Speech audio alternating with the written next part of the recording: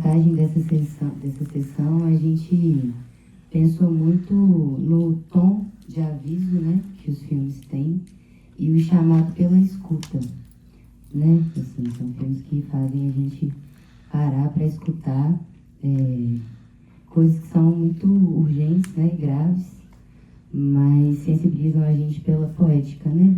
A gente chega de uma forma poética mesmo, sensível, né? Indagando pra gente o que a gente está fazendo com as nossas fontes de vida, né? E aí, começar pela Julinha aqui, pelo Mairá, né? Saber mesmo como é que foi o processo de formação que resultou num filme, né? Nessa proposta de encenar essa reunião entre os Maid, né? E a escolha formal mesmo, né? Das imagens, né? A gente estava até falando ali fora do tabaco, né? São imagens permeadas pela fumaça, que é um instrumento mesmo que tem uma função, né? Espiritual e de cura, assim, para muitos povos indígenas, assim. Então, a gente ouvi sobre isso, assim. E para o pessoal do Guapi Macacu, queria falar também que eu achei muito bonito mesmo a forma que você vai interferindo nas imagens, né? De forma a meio que fazer mágica, né? Nessas imagens, trazer esse sonho do rio com vida, né? Dos rios com vida. E perguntar sobre a pesquisa do filme, dos personagens mesmo, assim, que vão te ajudando a contar essa história da Baía de Guanabara e desses rios, né? Assim, da vida que ainda resta e de tanta vida que já se perdeu, né? Esse processo. A gente começar.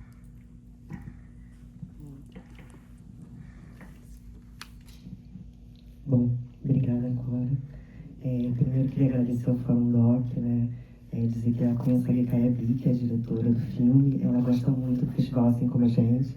Então ela queria muito estar aqui. Ela não pôde estar porque a filha dela teve a primeira menstruação, ela teve que ficar na reclusão com a filha dela. Então tá lá na aldeia, mas mandou um grande abraço. E é um festival que a gente gosta muito. Fico muito feliz que o filme foi selecionado. E esse filme, ele é o terceiro filme do coletivo Emeia de Jereé. Emeia de Jereé significa Olha Pra Mim, em Caiabi, né? Que é um coletivo de realizadores, a maior parte são mulheres, são 8 mulheres e 2 homens, que a gente está fazendo essa parceria de formação já tem 4 anos quase. Esse filme foi feito um ano atrás, né? Um processo de formação de 12 meses. No final ele tem um pouquinho, né, das pessoas que participaram, com formadores indígenas e não indígenas, enfim, todo um processo longo. E o filme foi feito no processo de cada oficina, né? Oficina de roteiro. Então, a gente ganhou um financiamento para falar sobre mudanças climáticas. Então, era para fazer 3 filmes dessa formação, fazer 3 filmes sobre mudança climática. E aí, quando a gente chegou com essa proposta, eles lembraram logo do sonho do Pajé, né? Ele tinha tido que na verdade é uma viagem que ele fez em sonho, então é uma ficção baseada em fatos reais e espirituais, né? Não é coisas que realmente aconteceram. Ele visitou a casa dos Marit e viu aquilo em 2000 e pouco, e ele tinha relatado para as jovens do netas e filhos dele, e elas na mesma hora falaram, não, vamos fazer aquele sonho. E aí foram falar com ele, e aí a primeira reação dele falou assim, não, mas não é mentira. Tem atores, né? Tem atores que vão fazer o papel. Então, por um momento a gente falou, não, então se não dá para fazer, a gente não faz, não pode representar, tem coisas que não pode. Aí teve toda uma conversa de quase 4 horas de duração entre eles, e aí eles resolveram, não, então dá para fazer. Só que aí o Tuiaralu Caiabi, ele que foi lá, que viu, ele coordenou tudo, foi o protagonista, escolheu os atores, então por isso que ele é o coordenador geral do filme, além de assinar o roteiro. Opa, boa noite. É uma alegria estar aqui com a equipe, assim, né? Estreando a primeira sessão do Guapi, fora a sessão de contrapartida que a gente fez no próprio Quilombo do Feital. Eu me chamo Cato Riso, sou a diretora do filme e agradeço muito a curadoria do festival, porque estrear aqui o Guapi Macacu com esse filme também abrindo, assim, são, né, conversas, experiências que se expandem, né? Acho que a proposta do Guapi Macacu, o filme, é a gente mergulhar nessas águas e conhecer a Baixada Fluminense por outra perspectiva. Eu sou de Nilópolis, né, uma das cidades do lado oeste da Baixada Fluminense, uma cidade que é atravessada pelo rio Sarapuí e o rio Pavuna. Infelizmente, são rios totalmente adoecidos, com alto grau de poluição, rios que passaram por esse processo de canalização e retificação nos anos 40, e que, ao longo do tempo, do processo de urbanização intensa, crescente, desordenada, se tornaram valões, né? Eles, hoje em dia, são vistos pela população como valões. As pessoas não os enxergam, e eu não os enxergava como rio, né? Eu não sabia que eu morava numa cidade de rios, né? Eu cresci com esse imaginário dos valões, das enchentes, e é num processo de pesquisa que começa em 2018. Eu estava fazendo mestrado, pesquisando outra coisa, né? Me formei em cinema, tenho um trabalho, né, de pesquisa com cinema bem atravessado com a história da Baixada Fluminense, mas de um jeito inventivo, poético. Então, meu primeiro trabalho, que é o Com o Terceiro Olho na Terra da Profanação, é o filme Nilópolis, um filme, né, de derivas na cidade, e eu ainda estava, nesse primeiro momento, compreendendo o contexto do presente. E é fazendo Com o Terceiro Olho que eu começo a me interessar pela história, né, e compreender que o meu território, um território que, por ter o estigma de periférico, nos é tirado essa dimensão histórica, né, do território. Parece que ele surgiu tal como ele é. E é fazendo esse filme Com o Terceiro Olho em 2014 que eu começo a entrar em contato com a história da Baixada Fluminense. Eu vou fazer um mestrado seguindo um caminho de pesquisa dentro do campo artístico, né, do programa de pós-graduação em Cultura e Territorialidade. E é nessa pesquisa de compreensão e estudo sobre a ocupação do território, eu encontro um mapa da bacia hidrográfica da Baixada Fluminense, que não é esse que está na foto, que esse já foi da pesquisa mesmo do Guapi. E aí eu percebo que eu sou de uma região de muitos rios, né? De muitos rios importantes, e como esses rios deram nomes às cidades.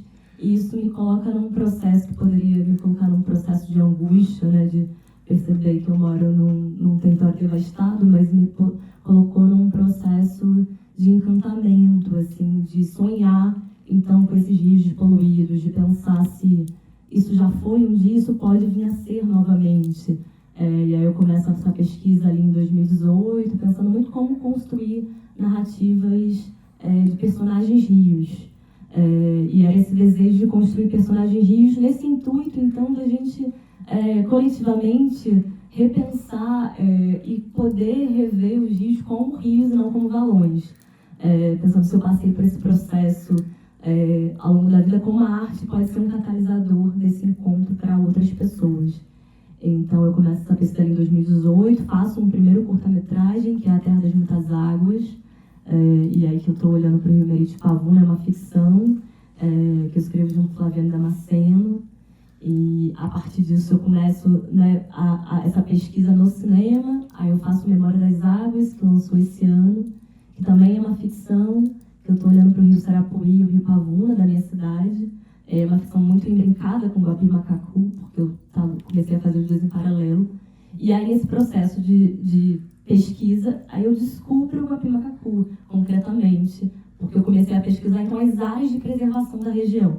Então, Nilópolis é isso, Nilópolis tem um parque, que é o Parque do Jericinó, e é uma das áreas de preservação da cidade. Aí eu encontro outras áreas de preservação, e a APA de Guapimirim é uma dessas áreas de preservação que surge em 1984.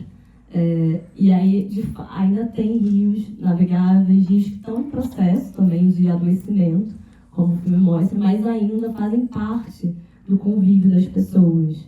E aí o processo do Guapi Macacu começa precisamente em 2020, né, a ser feito. Assim, eu escrevo o projeto para Aldir Blanc, e aí é um filme pesquisa. Assim, eu estava nesse movimento de querer ir de encontro ao Guapi Macacu. Eu não conhecia, eu pouco conhecia mais de Guapimirim, porque a Baixada Fluminense é uma região muito grande, né, muitas vezes a gente conhece a Baixada Fluminense como se fosse um bloco homogêneo, mas são 13 municípios, né, tipo, de Nilópolis para Guapimirim é uma viagem, assim, é outro contexto, é outra baixada. E aí eu começo esse processo de ir de encontro a esses lugares, aos rios, e encontro os personagens. Né? Eu encontro boa parte dos personagens em 2021, o Russo, o Didino, a Lucimar, nesse processo de ir conhecendo esse ecossistema e compartilhando para eles genuinamente o meu desejo, assim, né, de conhecer melhor, de compreender, então, como seria, né, se eu tivesse convivido com as águas, como é conviver com as águas, né? Sinelópolis tem 2 rios, então existia comunidades ribeirinhas ali, existia todo né, não só os rios vivos, mas toda comunidades que cercavam, isso foi totalmente apagado da memória da cidade, né? Então encontrar esses personagens, essas pessoas, trazer viva essa memória do outro lado que foi totalmente apagado. E aí, nesse primeiro encontro de 2021, era um contexto pandêmico, eu estava de máscara, foi um encontro mais distanciado, tinha uma dinâmica de entrevista, que é a parte que a gente vê a pesca de curral, que eu converso com o Simar Didino, tinha uma distância ali que está na imagem também. Mas isso foi sendo construído, e foi sendo construída uma relação de amizade. E aí a questão do Guapi-Macacu, dessa junção artificial, de compreender o quão, né, por que esses rios foram juntados, eles foram se diluindo no encontro com essas pessoas, né? Então isso começa como ponto de partida, mas no encontro com as pessoas eu vou me interessando em criar relação com essas pessoas, em troca, em escuta. E elas também vão se entregando nesse processo também, vão também se interessando em conversar, em trocar. E aí eu volto a fazer o filme ano passado, propriamente, assim, né? Eu não larguei o filme, mas aí estava nesse processo de captação de recursos e afins, e a gente vai num processo de imersão. Então a gente entende, e aí, assim, né, Petros está aqui, a Nelly que está aqui, foram viver isso junto. É um filme, né, muito feliz de estar a equipe, porque não foi um filme que eu estava sozinha ali. Apesar de só eu aparecer em cena, a gente vê o Ney, a gente vê vários personagens falando, essa galera, gente, colocando o vocativo do coletivo, porque era um encontro com todo mundo que estava ali, não era um encontro só comigo. E isso foi sendo construído, né? Esse roteiro foi sendo construído, esses encontros. Como a gente pode fazer, né? Dispositivos de conversa, onde a gente vai conversar. E aí, então, com cada pessoa, a gente criava uma dinâmica e, às vezes, a própria equipe também dando sugestões. Então, foi esse processo muito coletivo, muito processual também. E aí, são um processo de 6 anos, de uma pesquisa que começa em 2018, então eu poderia falar aqui a noite inteira, mas sabadão a gente pode prolongar depois. E eu queria aproveitar, porque não é sempre, né? Acho que vai ser uma das poucas sessões fora do Rio de Janeiro que eu vou estar com tanta gente da equipe, então eu quero apresentar essa equipe maravilhosa aqui. Estou aqui ao lado de Maria da Penha, que faz a Alminá, essa personagem água, essa personagem sonho de água, assim, com várias referências também, da filosofia iorubá, também da filosofia, né, e da perspectiva ameríndia. Então esse filme é um filme que vai bebendo essa cosmovisão também, né? Vai percebendo como a Baixada Fluminense ela é formada pela cosmovisão ameríndia e africana, assim, como isso estrutura o que é esse território. Então, quero passar aqui para cada um, né, falar o nome e falar a função que fez do filme, para a gente escutar outras vozes também. Obrigada, gente. Bom, eu sou Maria da Penha, vocês sabem, ela já falou milhares de vezes.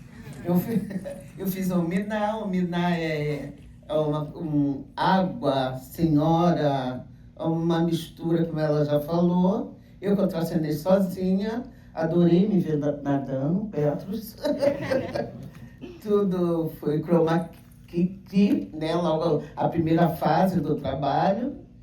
E legal, me desloquei para ver o filme em tela grande, tá aqui junto com o Cato e o restante. Falei para ela que agora ela tem que correr atrás do príncipe para ver se distribui isso, porque ele era fundamental estar na COP 30. Eu acho assim, porque eu sou de Nova Iguaçu, ao lado de Nilópolis. E o rio Iguaçu era navegável, era onde os portugueses catavam o ouro, que vinha de Minas, atravessava a Serra de Tinguá, embarcava os barcos no Rio Iguaçu. Também não existe mais. Então, me emocionei bastante com essa questão de nos ter tirado da Baixada Fluminense o direito de se navegar. Então tá, adorei. Boa noite, gente. Eu sou o Thiago, eu sou o produtor executivo do projeto junto com o Agil, tá aqui do lado. E eu queria só fazer um adendo a essa fala da Cátia e da Maria. Talvez fique um pouco diluído assim, para um público de Minas, o quão impactante é a gente poder colocar essas imagens de uma beleza natural muito, muito forte nas telas, mas para quem é do Rio capital, assim, que centraliza muito essa estética do que é o carioca, né, e do que é a Grande Rio, ninguém realmente conhece essa parte que a Cátia explora e que é objeto da pesquisa dela. Na composição da equipe, sobretudo na parte de pós-produção, a gente não conseguiu conseguir pessoas de trabalho local para fazer essas funções que são mais técnicas, então a gente teve que pegar pessoas justamente do Rio de Janeiro capital. E era impressionante, quando a gente apresentava o que era o projeto, era absolutamente inédito assim, para todo mundo. Ninguém sabia do que era essa vida, do que era essa parte tão pulsante, tão bonita e tão, enfim, natural assim, e saudável, que ainda tem na Baía de Guanabara, apesar de todo esse processo de apagamento do que foram os demais rios, né? É só um adendozinho para explicar. A Baixada Fluminense ela é o recôncavo. A gente está no recôncavo, numa parte recuada. Esse parque de Jericinó que ela falou, nasce lá em Nova Iguaçu e atravessa Mesquita, Nova Iguaçu, Mesquita, que já foi uma cidade, já foi um município não, um bairro de Nova Iguaçu que virou cidade, e Nilópolis. Então a gente tem uma serra imensa atravessando essas três cidades. E Caxias está mais próxima do centro do Rio, que era por onde o Rio Iguaçu passava e chegava lá na Serra de Itiguá. Só para vocês terem uma ideia geográfica do universo do nosso município. E a SEDAI, que é a fornecedora de água da cidade do Rio de Janeiro, nasce lá atrás, quase em Mangaratiba e Tinguá, no Rio Guandu. Então, sobreviveram o Rio Guandu, desviaram todos esses rios para o Rio Guandu para fornecer água para a capital, né, na época, o Rio de Janeiro, que hoje em dia é a capital. Antes era o estado da Guanabara. Né? Vocês viram lá o Getúlio ali, tudo articulando. Só para você dar um panorama histórico, social da época, do momento e da situação que o filme explora. Desculpa. Imagina, é importante a gente falar sobre o nosso território, né? E eu sou Jordana Moreira, através da Estamira Produção Cultural, fiz a produção executiva, né, junto com o Thiago. E a importância, né, queria dizer sobre isso, desse filme, né, desse longa, para a Baixada Fluminense, primeiramente para o próprio morador, né? Eu, que sou de Nova Iguaçu, né, moro em Caxias, enfim, circulo pela Baixada, quando a Cato veio conversar comigo ainda lá no Memória, na Terra das Muitas Águas, né, aí ela falou que, enfim, resumindo, queria mostrar os rios que hoje as pessoas conhecem como valão, né? E isso me emocionou muito, porque isso é parte da verdade, tanto fora, mas quanto dentro também, né? A gente não conhece essa beleza, tanto nacionalmente quanto dentro do território, se conhece Baixada Fluminense como violência, né? E essa importância do filme ultrapassa também, além de conhecer a sua história, sua própria terra, sua água, né? Também tem uma importância de você construir essa identidade, mas também só foi possível por causa da Lei Paulo Gustavo. Se não fosse a Lei Paulo Gustavo, a gente não teria realizado um longa-metragem, né?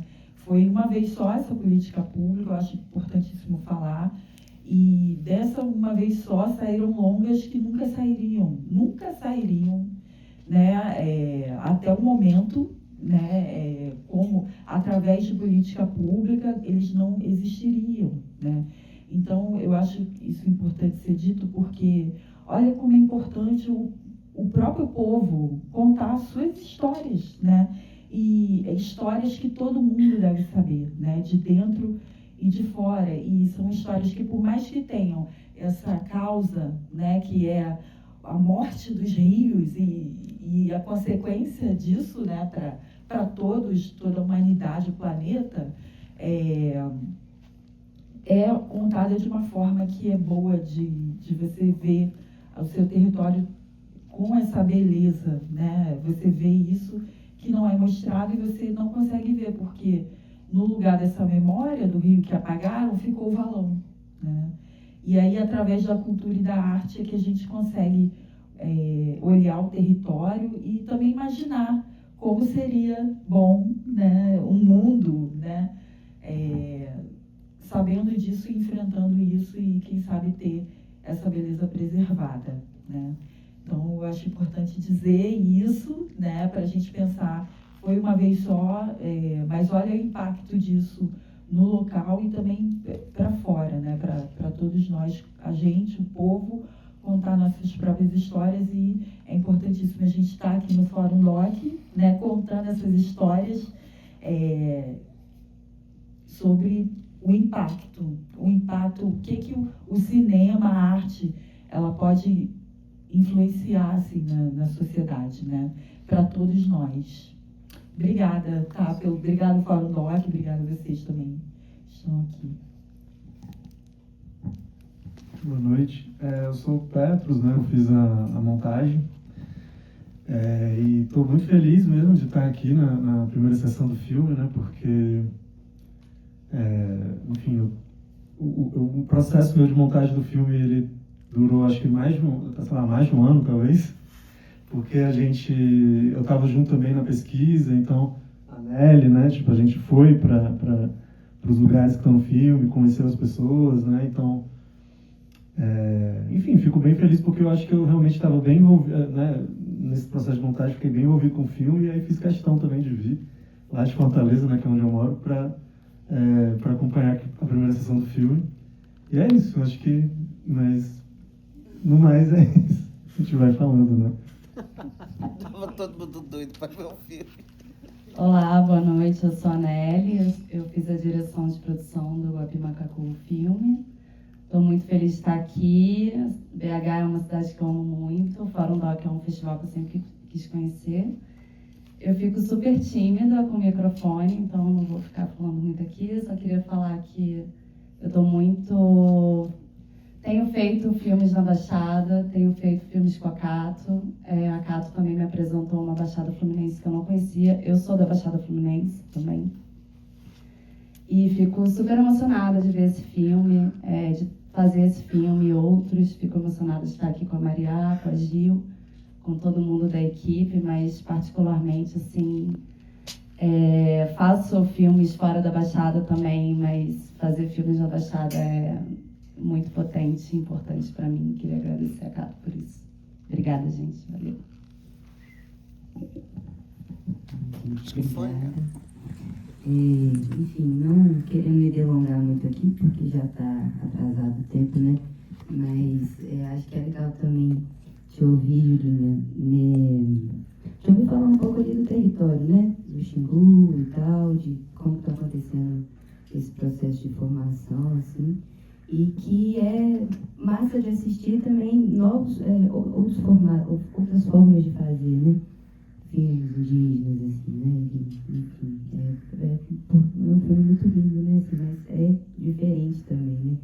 Então, só um pouco mais sobre isso e também abrir depois, né? Pra gente. Bom, primeiro, acho que uma coisa importante de falar é que esse filme, Na Aldeia, é um filme de terror. Eu não sei como é que ele bate para vocês aqui, mas eu acho que, assim, é um impacto enorme. Termina a sessão, todo mundo, qualquer aldeia que a gente passa, todo mundo fica estatelado, assim, impactado, muito impactado. Porque, muito pelo que está acontecendo no território, né? Ano passado foi uma das maiores secas que já teve na história, assim, a aldeia onde foi filmado é uma aldeia que fica no braço de rio do Xingu. Então, nessa seca, a gente tinha que cavar o rio com enxada para poder o barco passar e arrastar, assim, empurrando, que a cada empurrada mexia, 5 centímetros. Então, assim, tem pedaços que é muito difícil de navegar, tá ficando quase impossível. Esse ano melhorou um pouco, E segundo os Caiabira, o Tuiaraí, isso tem a ver com o trabalho que o pai dele está fazendo, que é já consequência desse sonho que aconteceu. Então, consequência desse sonho, um grande pajé, que já faleceu, o pai do Tuiaraí Caiabi, ele está trabalhando num hospital, brigando com esses espíritos, para que possa resfriar um pouco, para aplacar um pouco essa ira, né, do Ismael. Então, e aí eles estão contando que está chovendo um pouco mais. Esse ano realmente foi um pouco melhor a seca no território, foi melhor a chuva para o plantio, então tem coisas melhores, mas o impacto no território indígena é muito forte, né? Assim, eles perdem sementes, eles, enfim. Então, essa questão de, apesar de ter feito um projeto que era sobre mudanças climáticas, acho que todos os filmes que a gente faz lá, de alguma forma, lidam com essa questão, todos os filmes que o coletivo faz. Então, acho que essa questão é muito presente, né, todo dia. Então, está sempre sendo debatida e um pouco isso. Perguntas?